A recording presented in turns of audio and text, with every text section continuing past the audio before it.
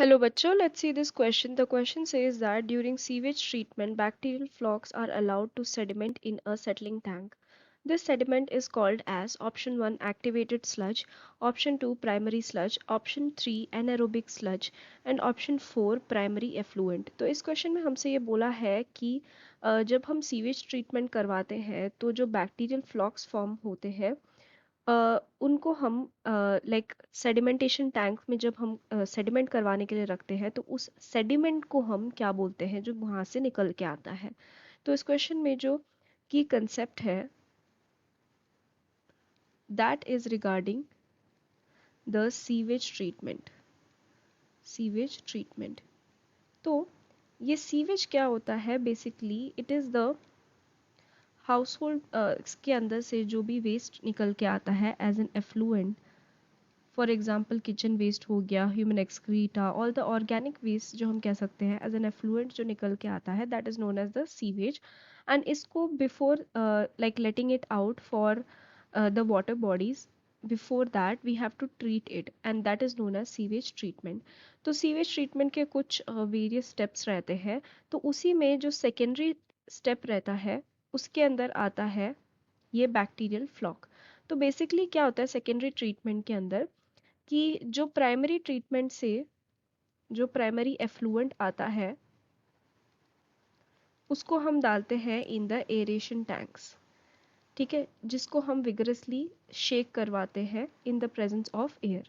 तो because of that यहाँ पे बैक्टीरियल फ्लॉक्स प्रोड्यूस होते हैं। ये bacterial flocs are nothing but the association of bacteria with fungal filaments, ठीक है, फंगल फिलामेंट्स के साथ एसोसिएशन को हम बोलते हैं फ्लॉक्स।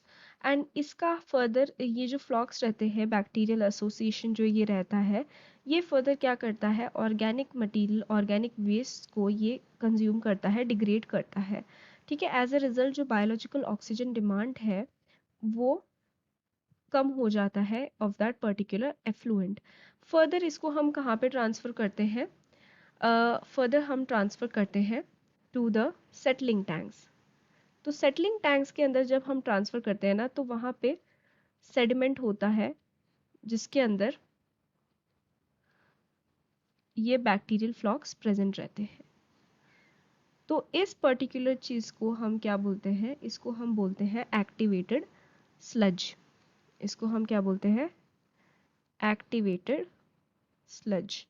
बिकॉज इस पर्टिकुलर चीज़ को हम वापस ये जो फ्लॉक जो प्रेजेंट है इसको हम वापस से थोड़ा सा एज एन इनोक्यूलम डाल देते हैं वापस टू द एरेशन टैंक ताकि ये एक एज एन इनोक्यूलम की तरह काम कर सके, ओके।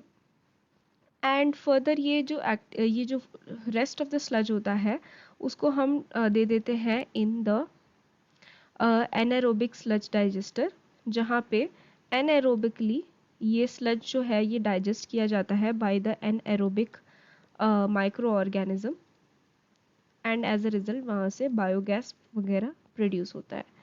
तो अगर हम देखें तो correct answer will be option 1 activated sludge. Primary sludge जो है ये प्राइमरी ट्रीटमेंट के टाइम पे निकलता है, सो this will not be the correct answer.